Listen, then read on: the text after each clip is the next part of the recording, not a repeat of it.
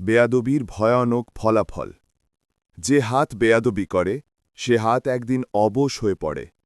যে জিহ্বা অপমান করে একদিন সে জিহ্বা নিজের রক্ত চাখে। যে চোখ অবজ্ঞা করে তাকায় একদিন সে চোখ অন্ধকার ছাড়া কিছু দেখে না।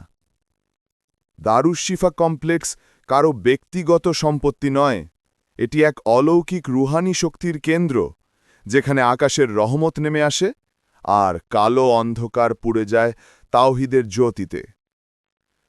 কিন্তু যারা হিংসায় অন্ধ হয়ে এই দরবার নিয়ে বেয়াদবি করছে, তাদের নিয়তি ঠিক হয়ে গেছে। তাদের ঘরে শান্তি থাকবে না, পেটে রিজিক থাকবে না, মনে স্বস্তি থাকবে না। আল্লাহর প্রিয়দের নিয়ে যারা বেয়াদবি করে, তাদের জন্য পৃথিবীতেই শুরু হয় গজবের পরীক্ষা, আর কবর হয় আগুনের এক একটা স্তর। ফয়সাল হুজুরকে হেয় করা, দারুস শিফার রুহানি বাতি নিভাতে চাওয়া, মানেই নিজের ঘরে অভিশাপ ডেকে আনা। কারণ এই দরবার কোনো মানুষের বানানো কিছু না, এটা তাওহীদের এক ছায়া, যে ছায়ায় আল্লাহর রহমতের স্নিগ্ধতা মেলে।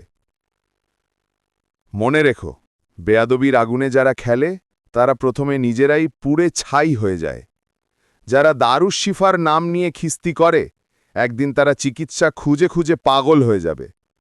যারা ফয়সাল হুজুরকে ছোট করতে চায়, একদিন মানুষের চোখেও ছোট হয়ে যাবে, হারিয়ে যাবে ইতিহাস থেকে। আল্লাহর ওলিদের প্রতি বেয়াদবি এটা শুধু অপরাধ নয়, এটা নিজের কবর নিজে খোঁড়া।